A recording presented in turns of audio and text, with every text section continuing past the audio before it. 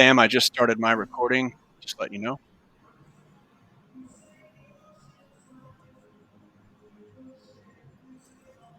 There's Lori. Peter, how you doing? What's up, Lori? Hello. Good to see you. Happy Tequila Tuesday. Dale. Got some people trickling in now. We got Matt Ferguson, Peter. Kells.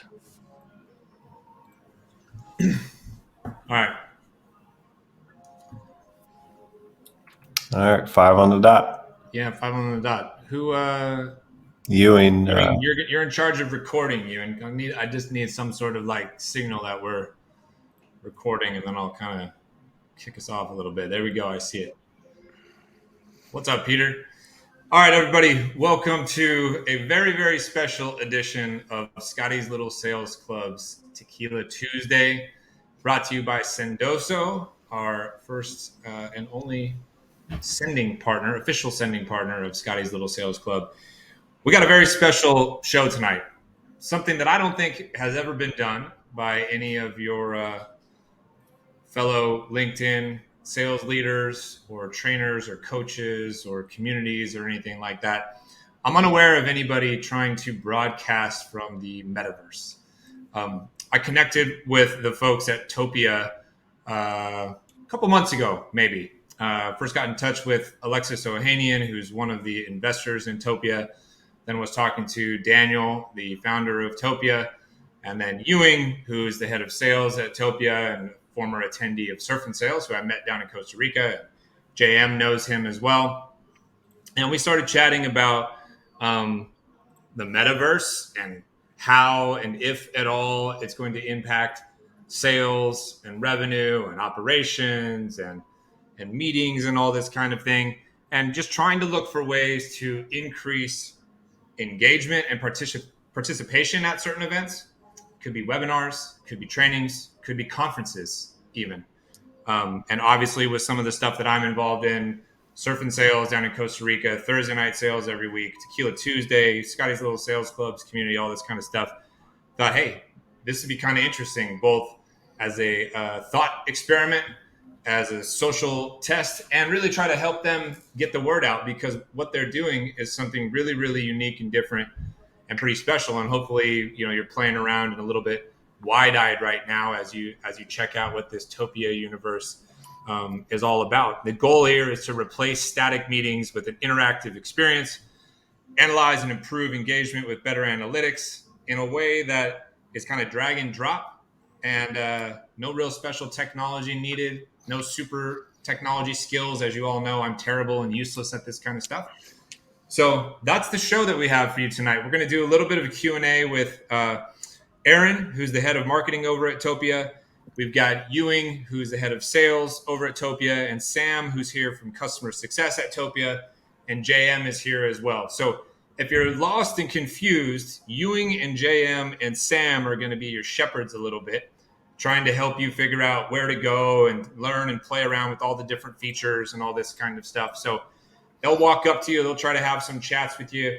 I'm going to ask Aaron a few questions to kind of get started, and then we'll try to get some of you to come off mute, get on the stage. You can ask any of the folks from Topia a question. You can have a normal kind of Scotty's Little Sales Club office hours with me and ask me any questions you want about sales or leadership or career advice. And we're going to have some fun with this thing. And we're going to be using Topia over the course of the next few weeks and the next few Scotty's Little Sales Clubs. So we'll try to refine our presentation. Hopefully everybody gets more familiar with it and you help spread the word, because I'm trying to do something a little different and unique here. And my friends here at Topia are as well. And I'd love to help them get the word out. So after that lengthy, long, overly wordy introduction, Aaron, what's going on, man? Welcome to the show. Hey, what's going on? I'm super excited to be here. A ton in my, I'm like a child of LinkedIn, like Quentin Tarantino was with TV, and I follow all the figureheads and I learn from everybody. So there's a ton of familiar names and faces that I already see. So very cool. That's cool. So let's start with like the very, very basics. What is the Metaverse? See if we can explain it to people. Yeah. So yeah, that's I mean, as a marketer, right? That's my job, is to try to make this tangible. When people hear metaverse, and initially when I did, I was at a global agency before this. I thought immediately VR goggles. I thought that Mark Zuckerberg was gonna, show up on whenever I went in. I thought you didn't have the face to face interaction. But the metaverse is really what we consider ourselves is it's Web 2.0 or Web 3, but we're a 2D metaverse, right? We're browser based metaverse. So this is not a virtual 3D metaverse, but it's really just adding an interactive layer over content, right? So what we do, and currently what we're doing in an experience online, is we're going to a landing page. We're And the going to somewhere Trey. to, oh, you and you're on broadcast. We're going to a website and we're consuming, but we're never interacting. And so what's really cool about the metaverse, I think, is that you have this interactive layer, not only with people, but with content. So that can apply to, having conversations outside of the chat box if we're at an event, like a big one like Metadata's throwing here, right? In 30 days with 20 speakers. Well, everything's happening in the chat. But what's cool is with this, I can message Scott and pull Scott aside and have a one-to-one conversation that's not just text-based. So it's adding an interactive layer onto everything that you're consuming, but it's also persistent. So this space never ends. People were in here last night. They can be in here tomorrow. They can go watch the playback. We can embed that here. There's just so many use cases when it comes to using this, but that's kind of my long-winded version of what the metaverse and what Topia's platform is. So give us a couple specific use cases. So let's say, for example, I'm an account executive right now at a tech company. What are some ways that the metaverse might start to play a part in my day-to-day job? And how can I benefit from it, for lack of a better term? Yeah, I think in two ways. So one way, what we're trying to do is look at how can we replicate a website experience. How can we pull that into our platform and create what we call worlds, right? This is Scott Lee's world. So how can we create a website experience that's interactive, that's more engaging, to where people can experience the content and learn about what the 5 questions people ask when they come to a website. What do you do? Who do you do it for? How well do you do it? How do you do it? And how can I do it too? Well, if you look at the how can I do it too, we have a system that is called webhooks. We were talking about that a little bit before this call. Right now, Chili Piper is a really hot tool right now because people don't want to wait for a demo, right? They don't want to wait for a meeting. They want to schedule right then and there. What if we had a booth on the right-hand side of this world where the call to action was speak to sales, and a sales representative in a Slack gets a notification and someone wants to talk hot on the line? Is that scary to go in without any background? Maybe a little bit, and that's still something to go It's a good explore. scare. That's a good scare, Aaron. It's a good, yeah. And so, hey, I'm a mark. I've always reported into sales, but I'm a marketer, so I consider myself still sales enough. But I think that's a good way to immediately get someone while they're on their site. Hey, lead forensics, lead magic, lead IQ are all great to know that someone was on my site 6 hours later. But what if I know that Scott right now wants a world for Tequila Tuesday and he says talk to sales and I get a webhook? And Ewing is going to treat it like a contact sport and get in there and go have a conversation. So I would say that those are 2 instances: replacing your interactive content right now, and also the CTA portion. Yeah. And Let's pivot. Let me pivot to Ewing for a second. Ewing, I don't know if you've got yourself set up to talk, but think of it now from a sales leadership perspective. I'm a VP of sales. I've got a 2 dozen people on my team. How do we utilize the metaverse and a tool and sort of this new advanced version of the Zooms and the Google Meets and the fucking Microsoft Teams of the world and all this kind of stuff? How do we make better use of these experiences to provide better demos and ultimately close more deals for our teams? Sure. That's a great question, and I'll give you a real example to kind of continue where you were headed with Aaron. We just got a webhook last week that the fifth largest software company in the world came back to our demo world 4 days after we gave them the demo, and one of our customer success reps pinged the sales channel on Slack. I was able to jump in. One of our reps jumped in, and we had a 19-minute conversation. And that 19-minute conversation led to a pricing request, a proposal request. It allowed us to uncover what the project was about that they were thinking about. And here's the real point: there was no meeting on the calendar. I think all of us have a calendar overload. You were even talking about how you have to shift Scotty's Sales Club to 5 p.m. and you didn't want to. The Yeah. reason you did it is because of calendar overload and conflicting commitments. That 19-minute conversation can happen throughout the day. There's tons of opportunities. There's canceled meetings. I call it meeting Mageddon.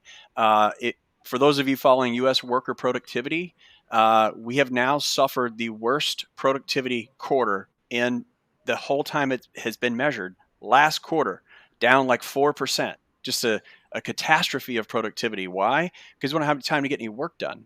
So we think we can help sales and marketing build worlds like this. I mean, we're in a lead magnet right now because we know JM could probably help everyone in this room with something to do with RevOps, as an example. And so these worlds like this and these unstructured conversations that used to happen in the office between meetings now don't have any time to happen at all in a meeting context with a Zoom link and a password and all that heavy burden we do to get to that point. These always on demo worlds are going to free up your 100, 200 reps to have more on point conversations and less of the high friction, first call, let's try to convince you to do something type of conversations. Can you just explain the concept of the webhooks to people one more time? Sure thing. I'm going to share my screen. If you can see my tile, I'm waving. Um, and anyone that stands where I'm standing on any of these platforms, one at a time, you'll also be on broadcast mode. You can ask a question. The way to get there is move your little black feet. You'll see your mouse creates black feet. And if you click and walk to those feet, just like Dylan did, just like looks like Alex is doing, then you'll be on broadcast mode. You can ask a question. So just go ahead and queue up. If you have a question anytime, jump on any one of those mics. And once they're full, Scott it can call on you as requested. I'm going to share my screen.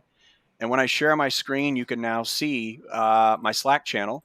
And go ahead and hit the two little tiny arrows. Those two little tiny arrows there. And you'll see that Walker's just joined, Adri joined, Dylan Reed, Larry Drum, Jilly, hello, Jacqueline and Salma, and Jilly again. Looks like you had to come back. That's okay. Chris and Cynthia, Alex. So we know who's coming, when they're coming.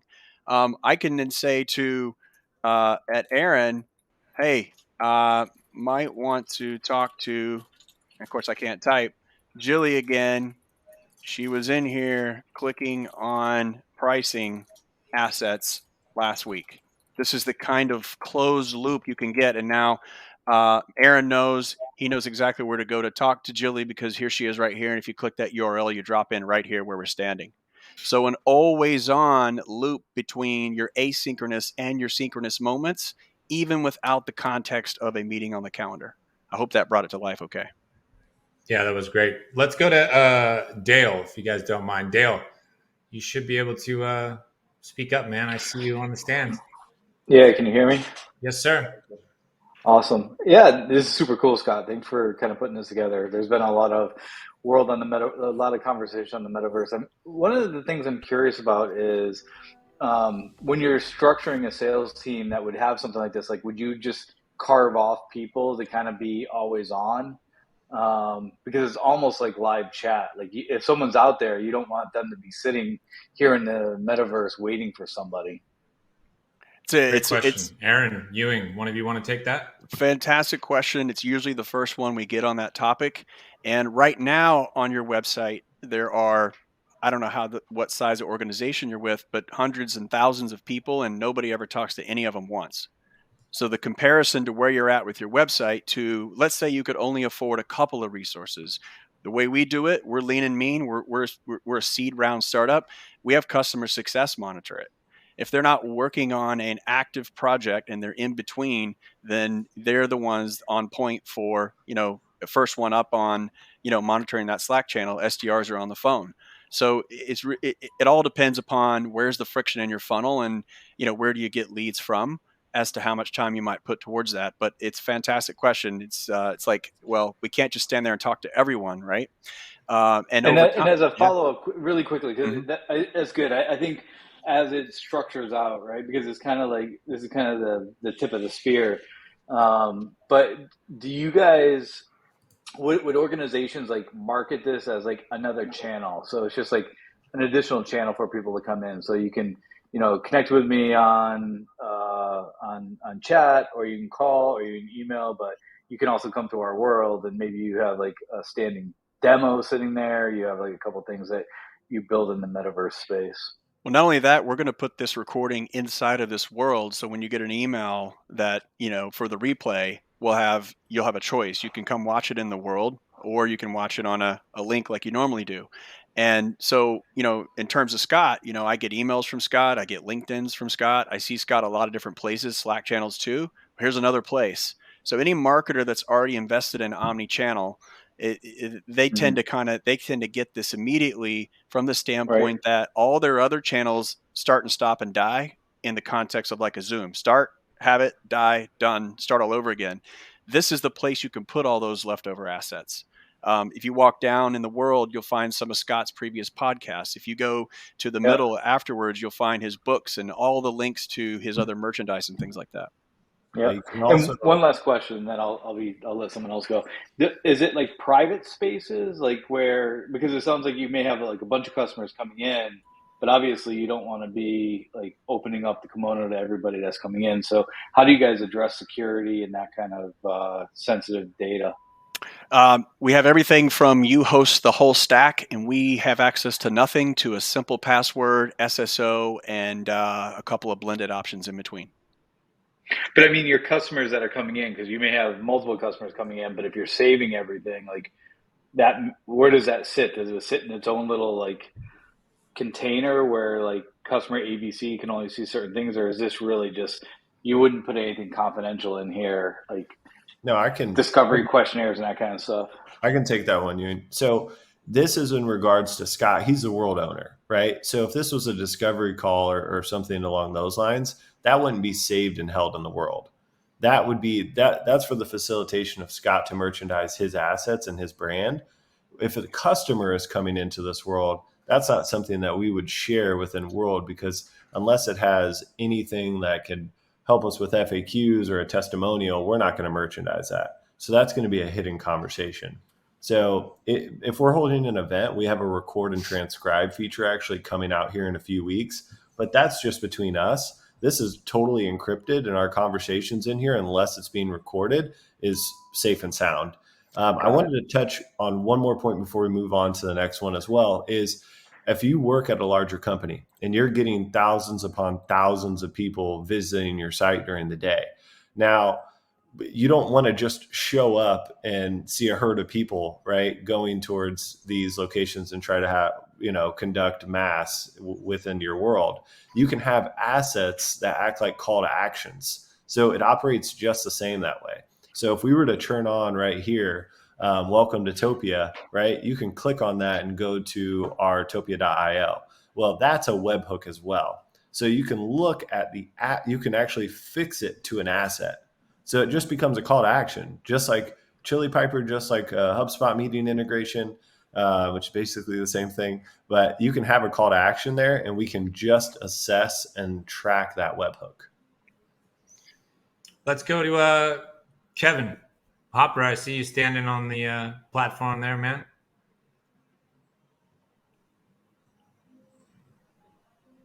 No, you're muted. No, he's on.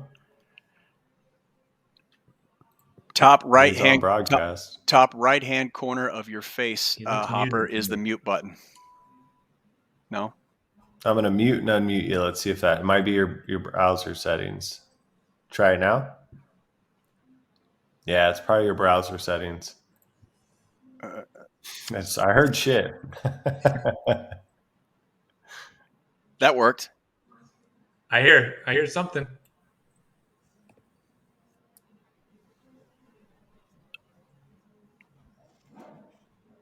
All right, well, he's trying to figure that out. Anybody else make their way to the stand? Imran. Oh, there you are, Kevin. Speak. Can you guys hear me? Yep. Yes, we got you. Cool. There you Right go. This on. is what you get when I accidentally left my work laptop at my parents' house. I'm using my wife's old MacBook Air, so my bad. That's all right. So this is fascinating to me. Do you guys see this being so? There's like two or three different kind of like big things that I see in sales that are getting really popular. That this kind of is more or less combining a few things into one, right? So it's a little bit like Clubhouse, where only certain people can talk to everybody at a certain time. And you can have like an event on here where you have that Clubhouse like control, but then it's also kind of this idea of a presentation space where this is something that lives for each customer. So do you guys? And then I guess like the third thing is like the whole Chili Piper slash Calendly slash the conversational sales thing that Drift pioneered, where it's Yeah. like when people come to your website, that's when you need to engage them. Yep. So I'm really curious to see like what do you guys think is going to be the chief use case? Can I Is it going to be try to different? take this one? Let me Let's try go. to take this one. Let's go. To give you an idea of how I'm thinking about it, and in my own way trying to attempt to be a little bit of a head of the curve, tip of the spear kind of situation. Okay. So I can now use this world for every meeting that I conduct, every single one, whether it's a one-on-one coaching session, a client meeting, podcast, review, Tequila Tuesdays, Thursday night sales. So anytime somebody comes to this world, I can have all of my different websites and assets living here. So right now, somebody is here on Tequila Tuesday, but somebody who doesn't know me might wander around and be like, what's this surf and sales area over here? Somebody who doesn't know me might wander over here and be like, oh, Scott wrote a couple books. What's this digital course area over here? What's this Scott Lee's consulting area? Let me just fill out this thing real quick that says I want to talk to Scott. Like, I really like what he's saying on this webinar with, Salesforce and 2,000 people that are on it right now. I'm capturing all of these eyeballs and attention while at the same time sharing all the different shit that I have going on. If I do a webinar with John Barrows and Richard Harris for Salesforce today, all you see is my face. That's it. And you're on your own having to be like, who's this Scott Leese dude? And you're Googling, you're going to LinkedIn or whatever.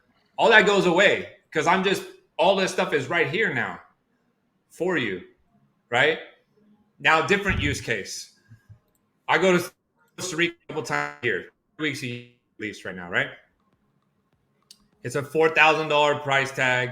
Sometimes people can't afford it, but they'd love to go and get the content and participate to some degree.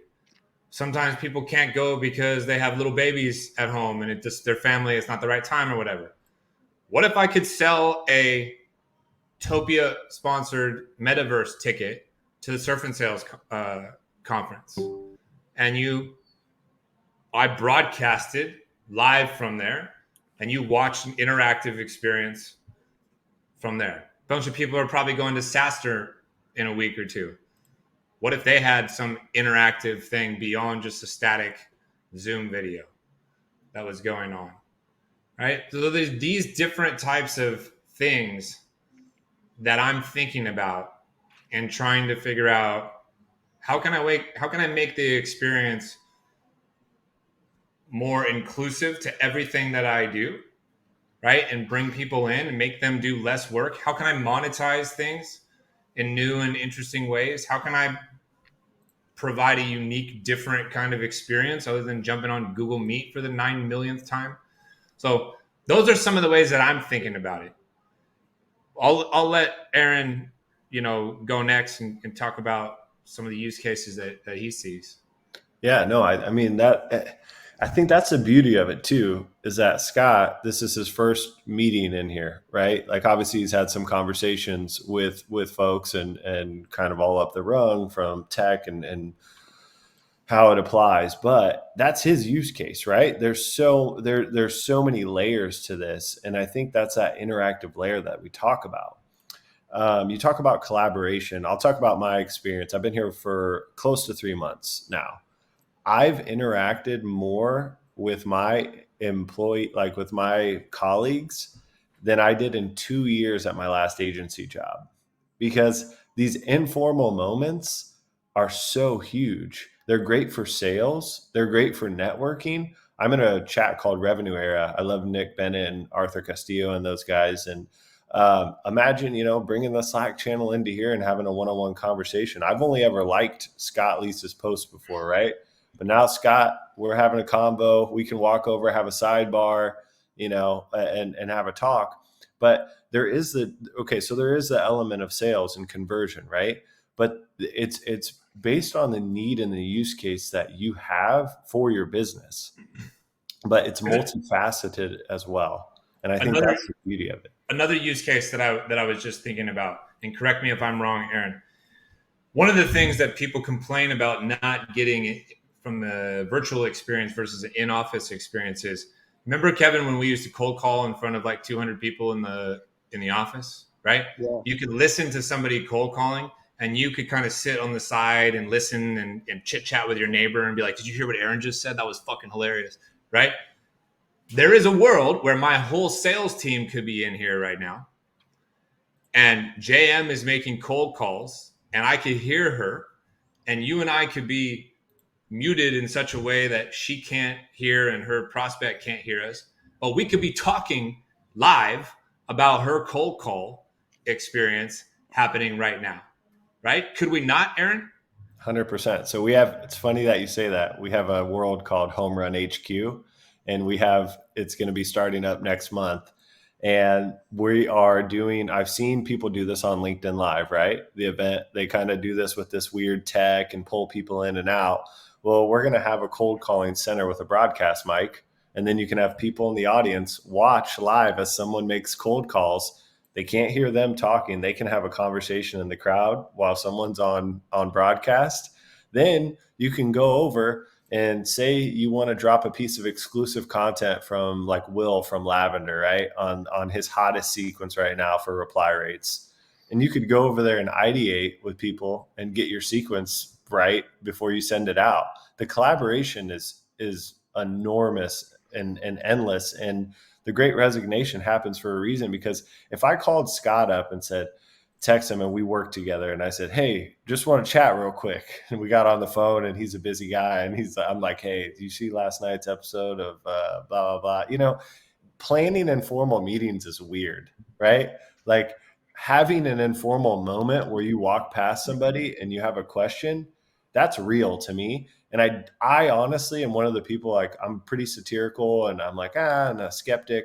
But when I got into the world and you experience it, like, holy shit, I'm just chatting up with my teammates for the past 15 minutes. Meanwhile, I'm in screen with them in a mural board. I'm not on SharePoint.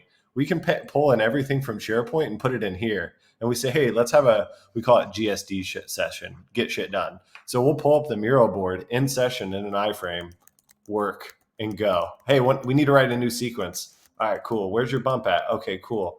So yeah, that collaboration is huge for internal. And we've seen some of these huge enterprise companies kind of leaning towards that internal use case right now. Well, go ahead, Kevin. You got another question? Well, I was just going to say, like, I see so many ways. This is like taking a lot of the best part of some of the tools out there. Like Nooks is a very similar thing.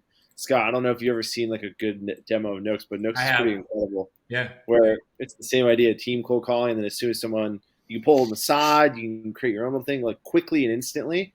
And I had not seen that. It's since all the workers today are zoomed out, zoom, and that one-to-one is really hard to recreate. Right. So we're trying to figure out a way, like, how can we create a better kind of hybrid experience potentially?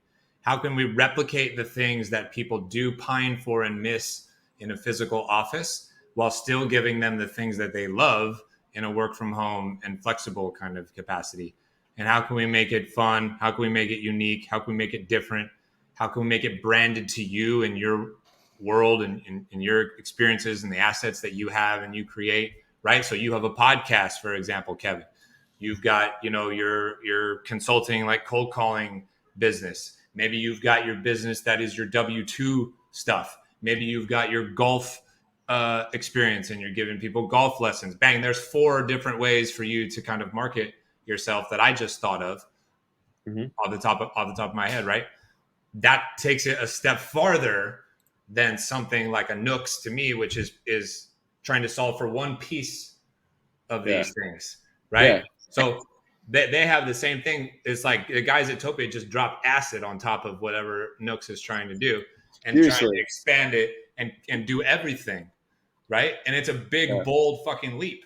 And that's one of the things that I admire about what this metaverse and what Topia is trying to do. So let's thanks for the question, Kevin. Let's try to go to Peter.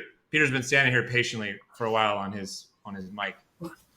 Yeah, my question is so is Topia just another metaverse like Decentraland, and you're just trying to focus it on businesses? Because a lot of people are spending money on multiple metaverses. People are picking. You got a lot of the banks. I know Fidelity, and I think Charles Schwab bought land in Decentral. I'm trying to understand what Topia is trying to build. Sure. It seems to me the way I'm understanding is I build a world. A company comes to you and builds a world in Topia, and there's going to be multiple companies in there. And then I jump into Topia and I kind of walk around and surf around just like I would do in Decentraland. And I stumble across Scott Leese's consulting and I check it out. And he'll host events, meet me at Topia/Scott Lease Consulting for surf and sales for the Topia version. So I'll take this one. Couple differences. Decentraland is like Prodigy in 1992. It's one access point to this new thing. That was Web 1. This is Web 3. And there's others like it. They have a winner-take-all strategy. They want everyone in there, and they don't want you anywhere else. And by the nature of that, you buy a piece of real estate there. You better hope everyone else buys another piece of real estate on Snoop Dogg Street, or they ain't going up. The other thing is it's designed 3D VR first, which means only the most elite computer owners can access it, and that's going to be true for a long, long time. So you ask us how we're different. We're very open. You got here with the computer that you use at work every day, and it's flexible. You can make it look like whatever you want, your brand, your company, your experiences, your service desk, and not their version of what it needs to look like. So both in terms of core business model, we want you to take advantage of this technology. Think of us kind of like when Netscape came along and said, whether you're on AOL, CompuServe, or Prodigy, or one of these other Decentraland metaphors, and that's how you access this new place, we're going to connect you all. And we're going to give you one place to search what you want. And if the answer is pets.com, we're going to send you to pets.com, even if you came from AOL. Or if you came from Prodigy and you search for supplies, we're going to send you to, Owen's Supplies in somewhere in Kentucky, because this guy named Owen was smart enough to put a website out there and invest and be in a place where people could find his business or her business in 1993 and 4. So the difference is that I could do my Ewan impression, but Ewan, I think you hopped off broadcast. Okay. All good. Nope. And Peter, you still there? There you go. Yep. I think he hit his mouse off the stand. Yeah, sorry about that. Peter, did that answer your question?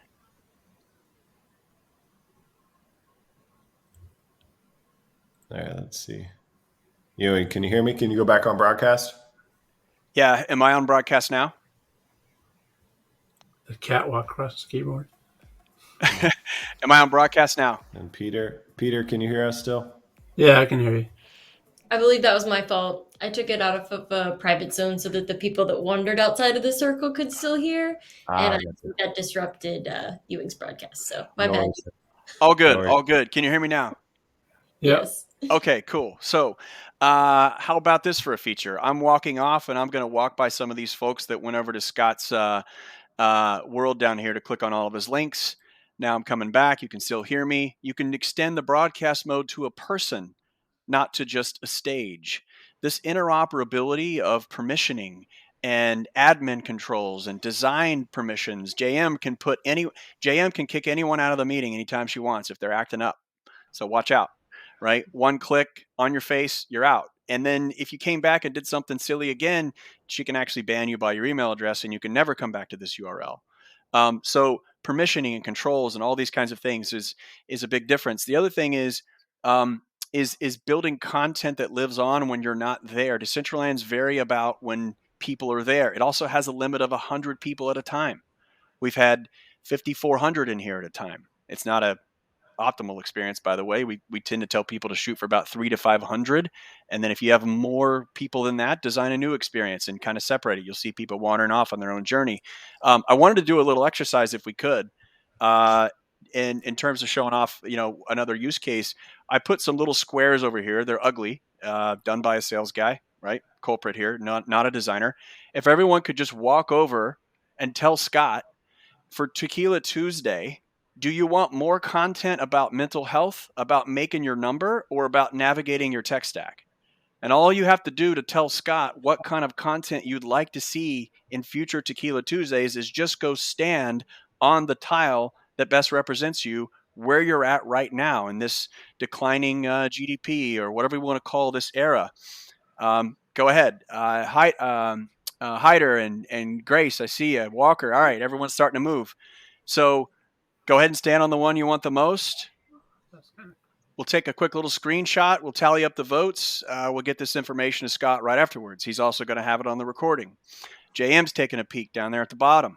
Who's wanting to tune up their tech stack? So, there may be something for those of you within your tech stack itself. Go ahead and throw a heart if you use Outreach or SalesLoft. If you have a sequencer and it's Outreach or SalesLoft, go ahead and throw a heart. Okay, so actually a little less than half of you. Interesting. The rest of you standing there, if you don't have a sequencer, go ahead and throw a heart. So a couple of you use something like a mix panel or something in between. So JM now knows that, the two market share leaders are only used by actually 25% of you. Their other 75 either don't have one or are using something else. So if you wanted to make a buddy, you could say, hey, I come over here to the help desk if you're on SalesLoft and you can't get your emails opened. If you can't get them open, nothing good's going to happen, right? So maybe that's your pain. You could organize by pains, and so we can take feedback from Scott, JM, and others, and what we learned today, and build a completely different world for next week or the week after that has these different areas laid out where we might allow you to find a buddy that's going through something like you're going through and extend that relationship between here and the next session and continue to build that content over time so you're familiar with it and you know where to go back and get it. So just one example of how to use the utility in real time. I just threw those over here while we were talking. I'll add on that just to keep it on the business track for Peter, and we can move to the next one. I know we're throwing a lot at everybody, but there's a ton you can do. So it's just kind of fitting it all in, but not having verbal diarrhea here. But we can also put a type form in here or a video ask by type form, and people can leave their feedback here, and that will live in here as well. So there's a visual, and then there's a kind of a capture component that you can do too with our integrations. But I think the thing that you see with these other metaverse worlds like GatherTown and Virtual Team Flow or Bramble, it's about community. And yeah, community 100% is huge. And as everybody knows with social selling and the way that that's going, that's amazing. But I think where we are going towards that business focus and why kind of I was brought on is we have a full analytics platform that's coming out. So not only is it cool, you know what I mean? Like everything is cool and it's fun, but what's the outcome? Am I increasing engagement? Have there been more one-to-one conversations? Is it easier for Hopper, or Kevin, I believe his first name is, to ask a question right here in front of his peers rather than being blasted in front of a home screen and him being the focus of the meeting? Are we having more retention with folks as they stay on the platform? We did a test use case with a very, very large company, and we saw 42% of the people stayed on 28% longer than the meeting times. So they would stay on and have a conversation. So when you get those analytics and insights and outcomes, that I think is a huge differentiator when you look at these other worlds. Who else has questions? Ramiro. Ramiro. I think he's on mute. No. Oh, he was on the stand. He was on the stand. He might have said, I might have opted out. That was actually an accident. I was just clicking around. Sorry about that. All good. Aiden, it looks like. Is that Aiden? Audrey. Yeah. So I was just curious, like, what is the price for Topia, like, for a company to utilize I it? think there's someone. Is that Audrey on the far left? I could hear her. Can you hear me? Yeah, I can hear you. I could hear her as well. Well, so what's the price? That was the Or question, Audrey, right? can you back up just a little bit? Just hit your arrow key. Aaron, she's asking, like, basically what's the price of Topia? Like, what is the process for going through and purchasing and that kind of stuff? How do you all think about that? We're bringing Ewing in back for this one, pushing off the hard questions of sales. That's what marketers do. Ewing, come help me out. I'm on broadcast. Can you hear me? No, because we just updated our pricing. We're actually working on our pricing page right now. But Ewing, if you want to snatch that, if not, I can. Can you hear me? Fumble through that one. Can you hear me? He's on the mic. Come on. A better question for you, Audrey, would be what do you think the price should be? I don't know if you're aware, but like my Zoom license costs about $60 a month in order for me to broadcast to 500 plus people. So knowing that as an anchoring price point, like what do you think it would be worth?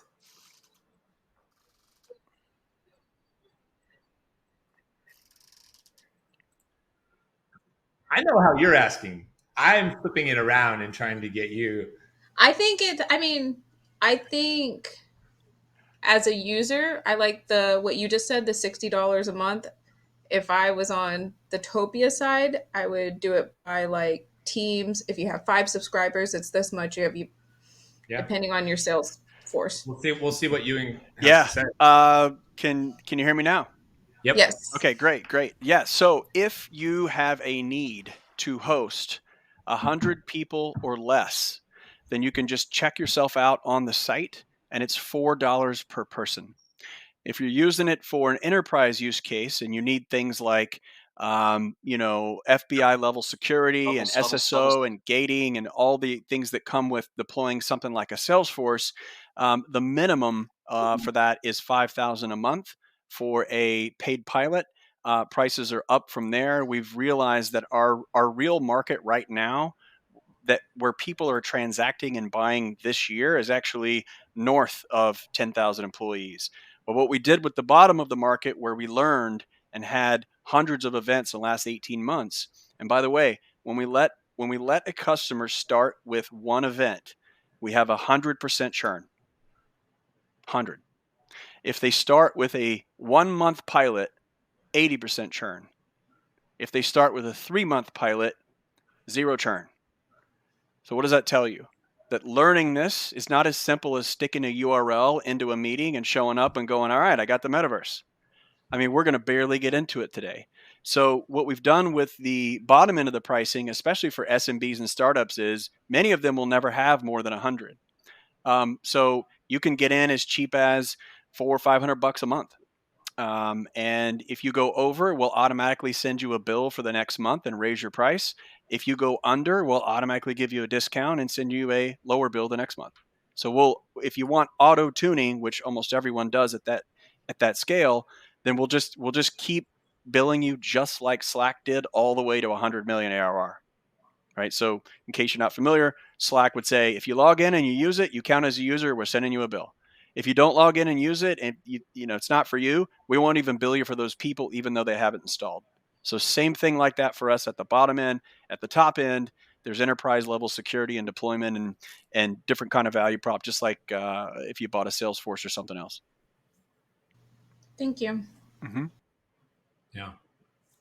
It's not that much different than how we would talk about selling whatever software we all sell. You want to have a month-to-month customer, or you want a 90-day customer, or do you want a 6-month customer, or do you want an annual customer? Nobody here who sells software would say, oh, I'm going to sell people month to month. Why? Because it doesn't go that great initially. You have to figure out how to do things. You've got to get adoption. You've got to have internal champions and success and all this kind of stuff. It takes a while sometimes to have an ROI on things. Not that different, I don't think. No. Who else has questions? Kelsey is near a microphone. Left or right, Kels? She's in between two mics. It's the name of a comedy special right there. Yeah, in between two ferns. Dale's about to sign up for a RevOps consulting engagement down there in JM's office. The pipeline parlor. That's clever.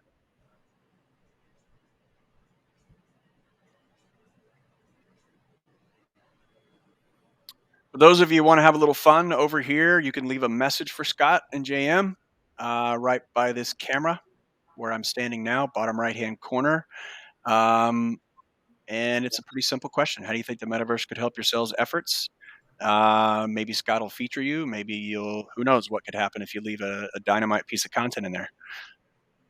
Yeah.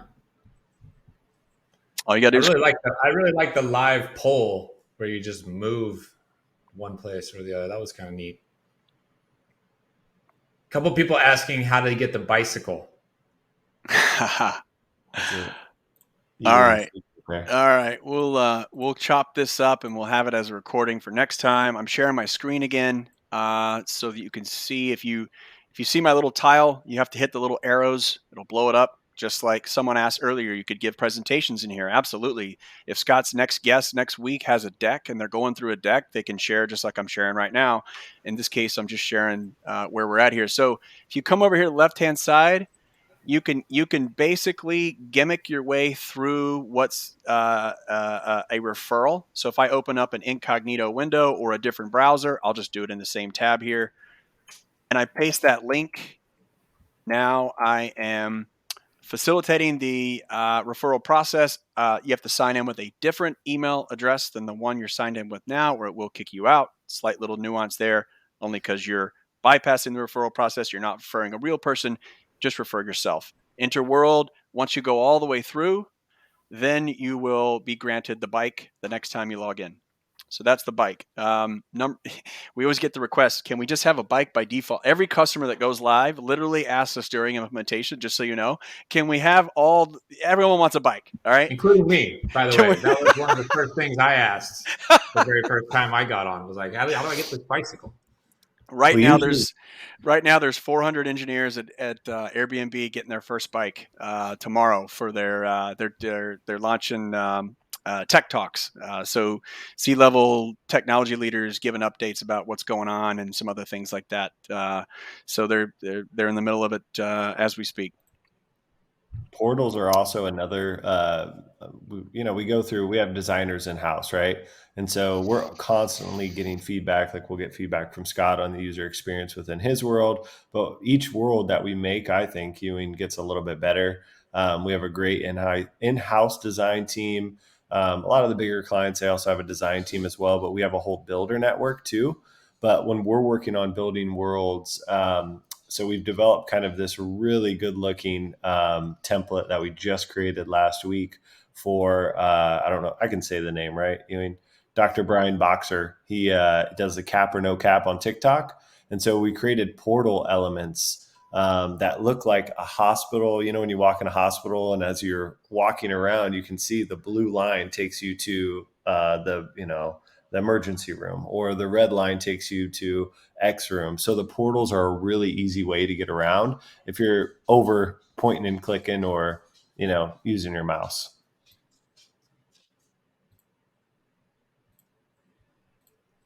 Cool. Anybody have questions, even non-metaverse related? Just kind of open it up to regular office hours Q&A. How can I be helpful to everybody here today? It's a new experience, so I understand the bashfulness and people trying to figure this all out. Cynthia, you're standing right next to me in this world on this big platform. You got a question? We got Will here too. Go for it. Whichever one of you. Gotcha. We can hear you. Yeah.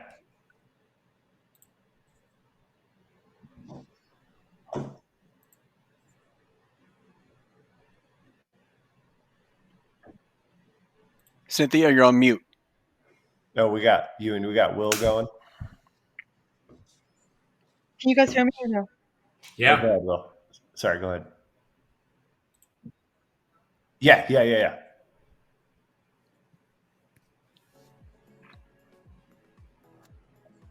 We're waiting for you, Cynthia.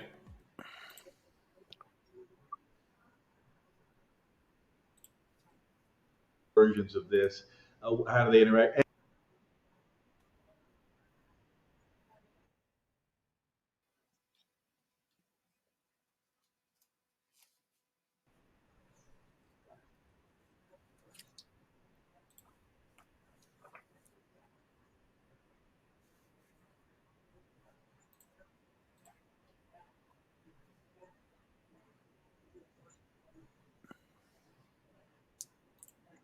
Yeah.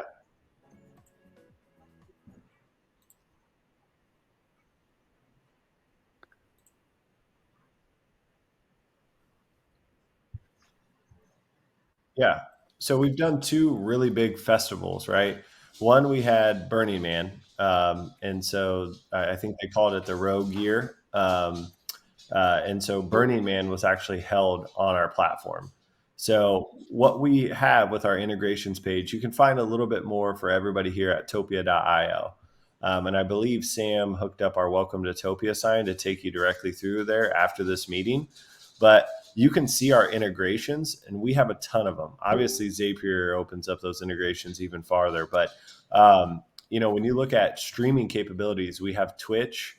That is one of our biggest ones that we're able to stream through here. So we had DJ Blondish. She's very into the crypto scene, and she held a rooftop summer pool party in New York City. And we streamed using 4 different cameras and streamed it directly into the metaverse. So, and when you talk about interacting with people, so at most of these, if you're using Goldcast or Zoom, you're just communicating in the chat box, right? And again, that level of communication is very limited. It's like texting someone who, you're on a similar idea. There's not that real interaction. So Will, me and you could go over and hop into a different section and we could have a full on conversation. We could work on a mural board together. We could exchange information. We can drop a LinkedIn URL. We can have a full conversation. So we're able to interact in that way.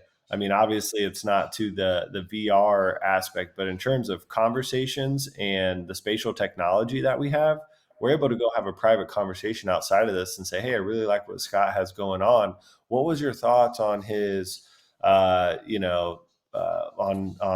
saying that when someone comes to you with a price reduction and it's like, no, you didn't do value. I've been looking up Scott for a minute. He's like, whoa, dude, that is a post of mine. But, you can have a conversation about that while you just attended the conference, because as much as egos come into play, or myself would like to think that if I'm doing an event, people aren't there just for me. They're there to connect. They're there to make money for their business. And that's when we used to go to trade shows and networking events. That's what it was about.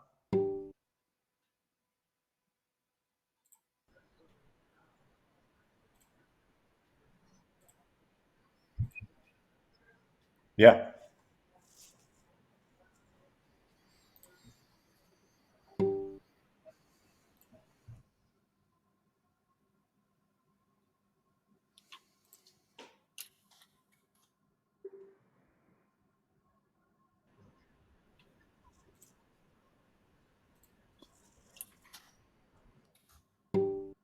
But I think that you're selling yourself, doing half because Blame me. I'm like you, Scott. I'm like yeah. tech averse. Listen, I get it. Like I'm trying to think of all the different platforms that I've tested out, and I can't think of a single one that I figured out straight away.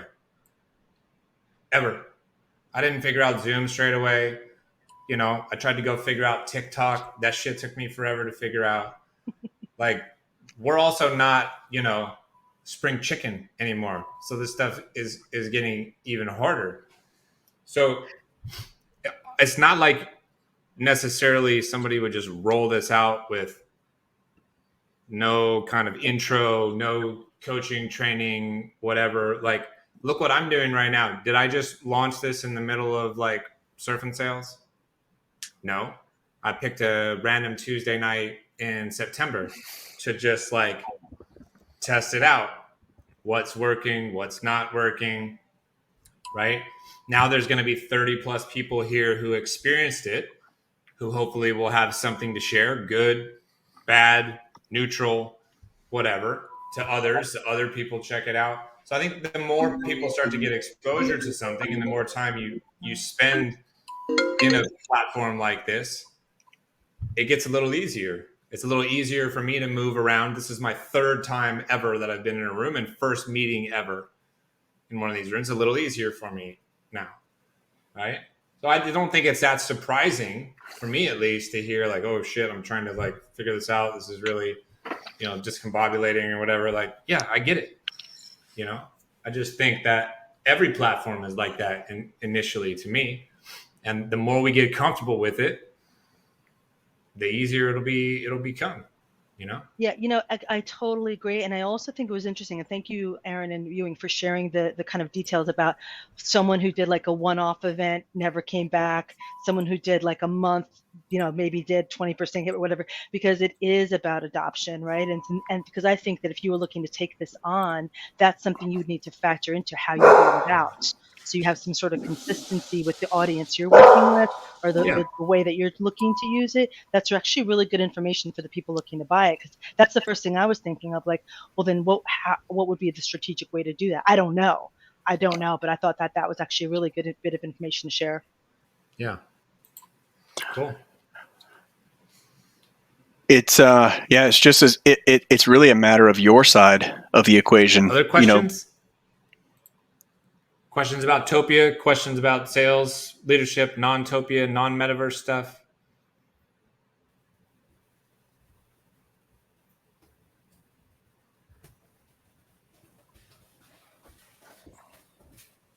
I see Clint and Jacqueline kind of near where I am. I see Grace near a platform. I see Dylan. I see there's Will. I know Will was trying to talk earlier. Will Kenny.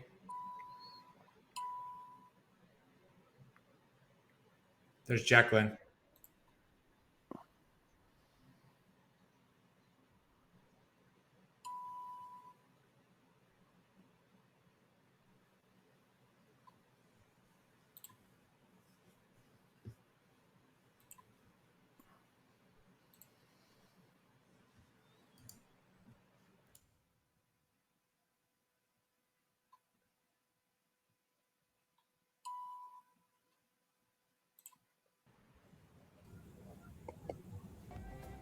I thought I had a couple people coming off mute for a second.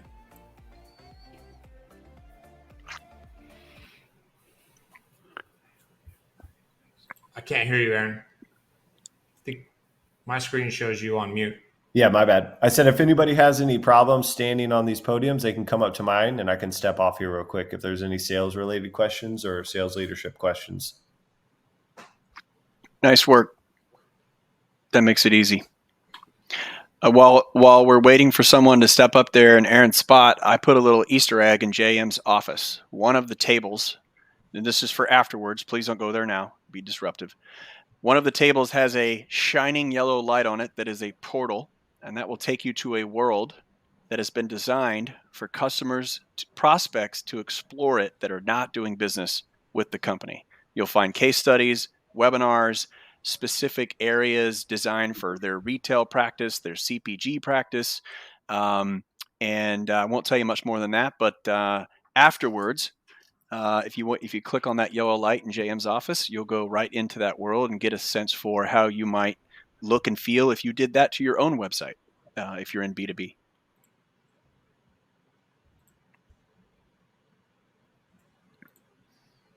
Dale, you got a question again?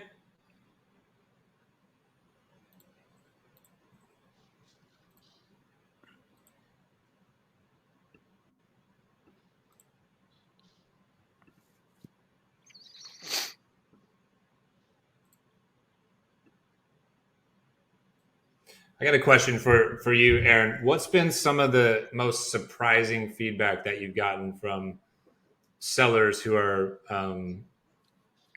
utilizing the metaverse? Yeah, can you hear me now? Yeah. Okay. I would just say it's the it's the initial, I would say it's the initial webhook feature, and that's been the most exciting for sales folks.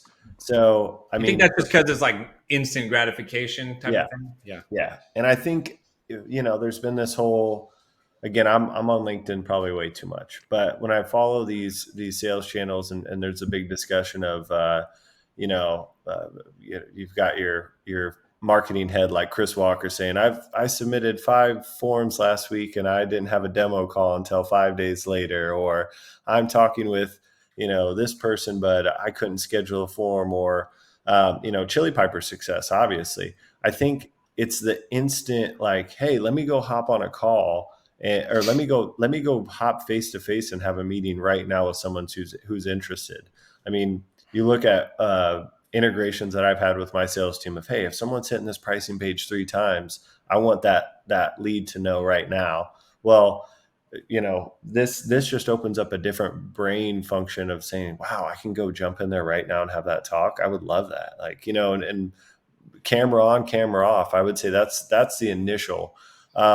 Surprisingly too, a lot of feedback on UX. Like, the sales folks have more feedback on the UX than I would imagine.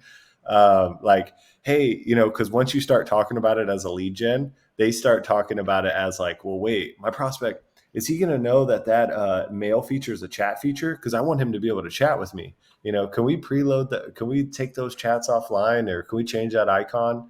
I would say that's the funniest one, but they've actually been really good recommendations too. So I've been like, whoa, okay, let me go put this into our product update feed. Yeah. Interesting. Ewing, you want to add to that?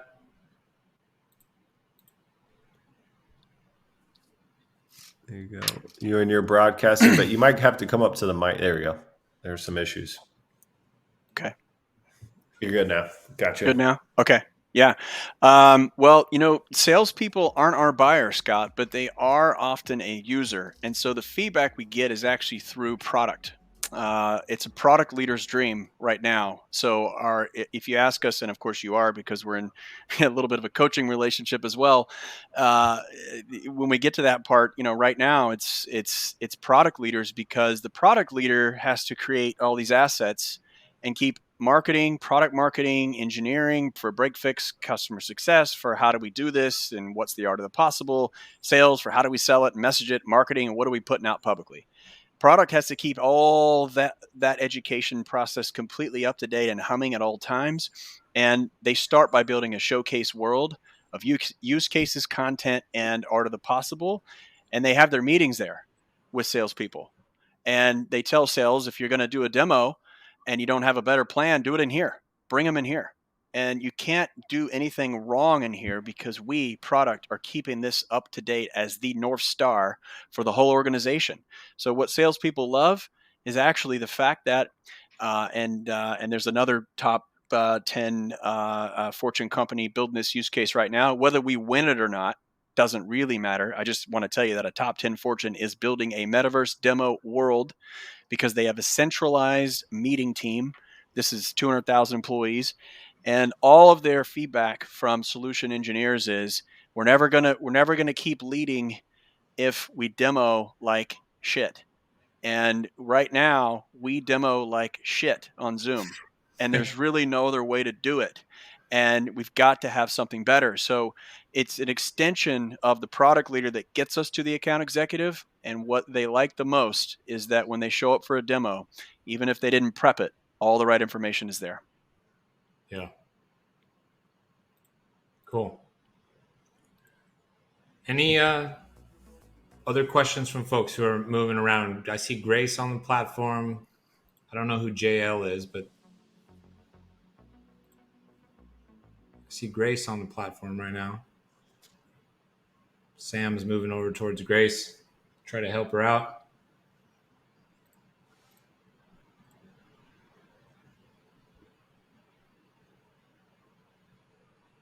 I just assume that the people who go to the bar are actively drinking. I don't know if it's factual or not, but that's just my assumption that it's just like, FYI, I went to go grab a beer. Clint, I see Clint on the platform.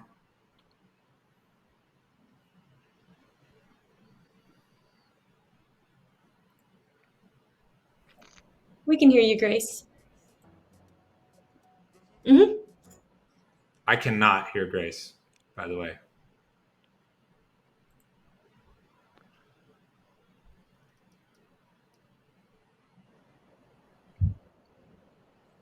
Oh, I got you now, Grace. But hey, yeah, I'm going to hop off platform. Grace, if you want to take my platform, I think we've got a proximity issue. We're going to do one mic next time for the crowd, learning lessons. I'm going to jump off real quick. Grace, you take my spot. Where are you? Oh, I'm up at the platform behind my narcissistic face right here. This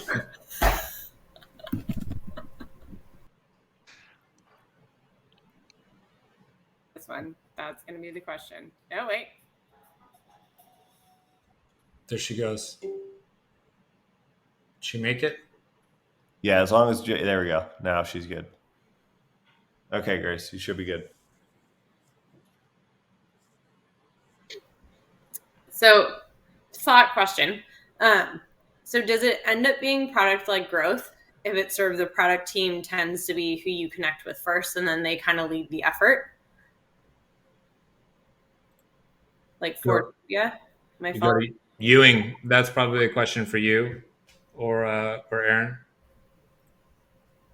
Can you hear me, Grace? And can you repeat? Yeah.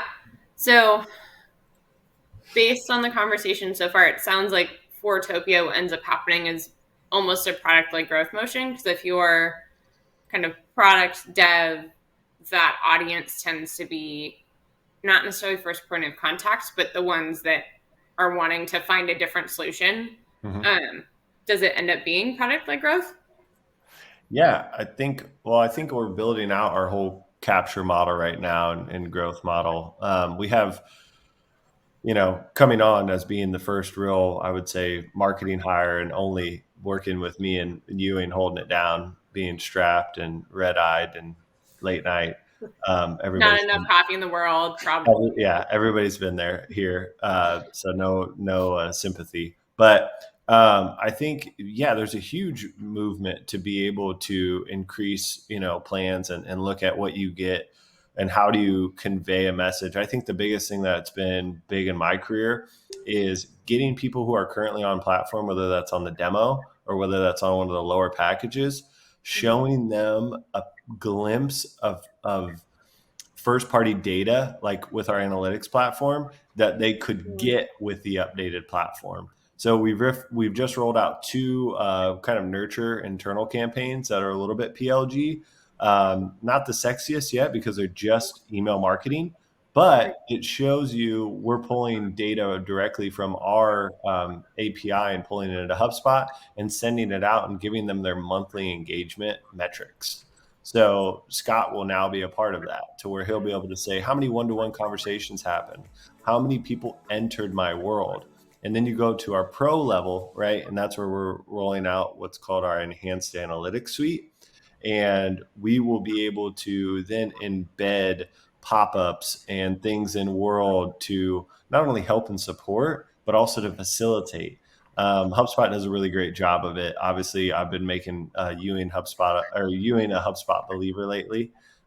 He's from the Salesforce kind of farm, but I've been showing him some of the things they do, and they do a great job, obviously, with the PLG. So when we're able to do that more in world, but again, I love the B2B component of our program because it really is about producing outcomes, not just producing fun. I'm all for fun, but there's a time, like if the experience is more, if we told Scott, hey, we can provide you a fun experience, Scott's going to say, well, what's that do for my community? What's that do for my business? What's that do for my bank account? And I mean, that's just being real at the end of the day. Same thing with anybody else who's got a budget and they're looking to hit their number, whether it's in marketing or sales. So we're trying to do a mixture of both. A big thing that we're doing right now is we're trying to get as many people into the platform as possible. Because again, like Scott mentioned, you get in there 3 times and you can kind of jive your way around it. And like you get in there the first time, it's a little bit like, you get in there the second time, you're like, man, it's so much easier to talk to somebody than to go on big mode screen where you like, so as it happens, it's like, we just need to get as many people into our experience and create the best comforting environments as we can. But yeah, that's definitely it's definitely a resource. But guess what? The education is so big that we need hype men like myself to be there and on site and talking about it and answering questions, because without that, I think early on you're not going to have the same results. Can you hear me now? Yeah, we got you.